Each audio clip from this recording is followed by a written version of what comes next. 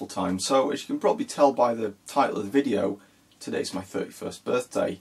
So what my wife asked me was, Dave, would you like some retro games for your birthday? And I said, yes please. So as you can probably tell, that was my birthday card.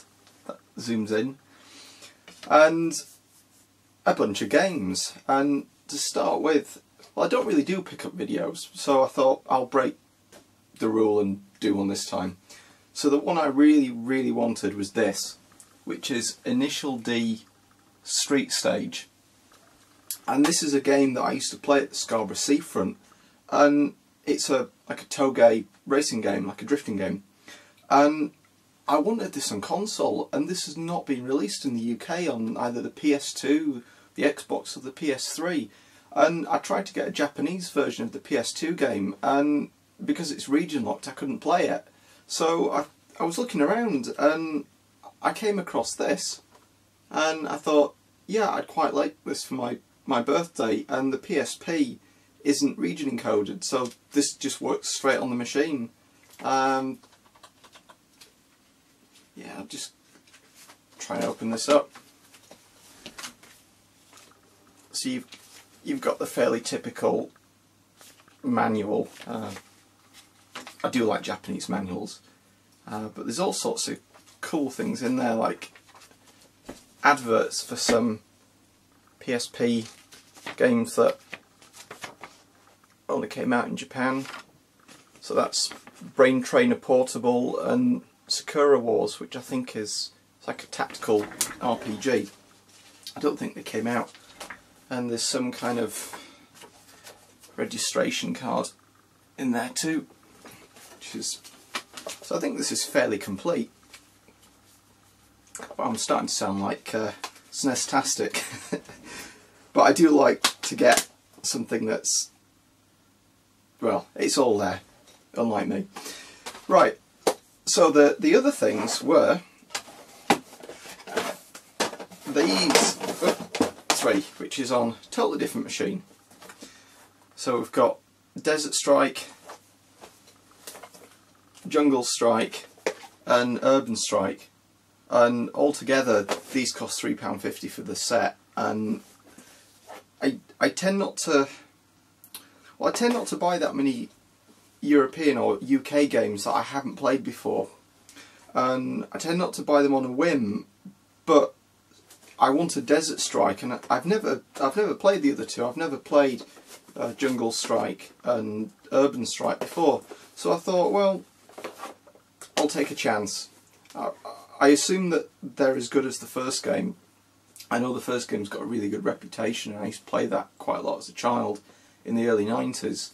But these other two, Urban Strike I don't hear very much about, but Jungle Strike I remember getting reasonably good reviews at the time, so I thought I'll take a chance, so hopefully I'll have some enjoyment with that. Now, still on the Mega Drive, or almost the Mega Drive, is Sewer Shark, and it's an FMV game, and FMV games have not dated very well. I don't think they were, well, I think when they first got announced people were excited about them, but when, you know, we actually got to play them, they weren't quite as good as people thought they would be. But some of them I've quite enjoyed. I mean, the one that I do like, which I'll have to cover in a video shortly, is Ground Zero Texas, and I really enjoy this game. So there are some FMV games that I do enjoy over the years, and I thought, well, the two games that I've never played are Sewer Shark and Microcosm on, well, the Mega CD and the Amiga CD32, and I've seen these, and I remember at the time thinking, I really want to play this. There was a ride at Granada Studios, this was years ago, and it was similar, going through these tubes and in this craft, and I saw this game and I thought, this looks like a game of the ride, and it's got a so-so reputation, but I read a few reviews and I thought, well, I'll give it a chance, if only for a piece of nostalgia, and it's in a nice big box. So last but not least, these were from a shop on eBay called Geomark Games, which I've used quite a few times in the past, and they do really good Super Famicom imports.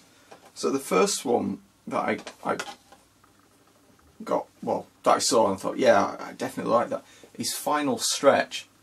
So this is a game that didn't come out in the UK. It's an F1 game, and it's like a Mode 7 style track. And I looked at it and I thought, yeah, that looks really good. So I've been doing a bit of reading around Japanese Super Famicom games or Super Nintendo games, and that one caught my eye, and I thought, I wonder if they've got that in, and they did, and it was less than a £5, so I thought, yeah, I'll pick that up. The other one was, if you don't read Japanese or perhaps haven't seen the previous video, that might not mean much, but this is Shitoko Battle 94. So this is like a Japanese drifting game. It's not a toge game, so it's not like Initial D, but it's on circuits. It's a bit like the Advance GTA game on the Game Boy Advance, or GT Advance, something like that. But you know the one I mean. This one is Pebble Beach. I had to try and remember the name then. Pebble Beach golf links on the Super Famicom again. And I do enjoy my golf games like PJ Tour Golf, and I saw that and I thought, oh, it's a bit different, so I'll give it a try. And last but not least is Ski Paradise, and this game I mentioned in the Val d'Isère game, or the video rather, on the Jaguar, and this game in Europe is called Val d'Isère, and in the United States I think it's called something like Winter Extreme Skiing and Snowboarding, something like that. But this is the SNES version of Val d'Isère, and I saw that and I thought, I'll give it a try, because I remember the game, at least from what I've read of it, it's not the same game as the Jaguar one, it's a little bit different, and I really enjoyed that, so I thought, well, if it's like a prequel, I'll give it a try. So these two of them came boxed, so this was the Ski Paradise boxed. I do like the Japanese artwork, and this was the Pebble Beach game, so it's got some of the screenshots on the back, and I'm not sure, I think both of these are complete. I'll quickly rip the cartridge out of them. So this is, oh, it is. So this is the manual, and I do like the Japanese ones because they're all nice and colourful, and it's got two like a registration card. Again, I have no idea what that says, and something about not plugging it in wrong, or I don't know. Don't put your fingers in electrical sockets, kids, it's bad for you. I know someone who did that and he got propelled across the room. It's not a good thing to do. Yeah, so I'm happy with that. And the other one, you've got to be careful not to force the cardboard boxes because they can break quite easily. There we go. So this, it's a little bit dog-eared, but this is, I'm sure this had some, yeah, here we go. Dear friends in Japan. So it's got a letter from President of the Pebble Beach Company, April 10th, 1992. And it's got some really nice screenshot, or photos rather, of the golf courses, which is a bit different to your Western games. I'm not sure if this one came out in the UK. It may have come out in the US. And I think this happened with a lot of SNES games. There were US versions of them, but they never came out in the UK for some reason. I'm not really sure why. I'll not attempt to force that back in. They always get jammed, so you've got to be careful putting it back in. Right, so what I'll do, clearly I'm not going to be able to have time to do gameplays of all these games in this single video, but what I'll do, the next video will be this. So the next one on my channel will be Initial D. I was going to do it as part of this video, but I thought, no, I'll just do it as a standalone. Right, so thanks for watching.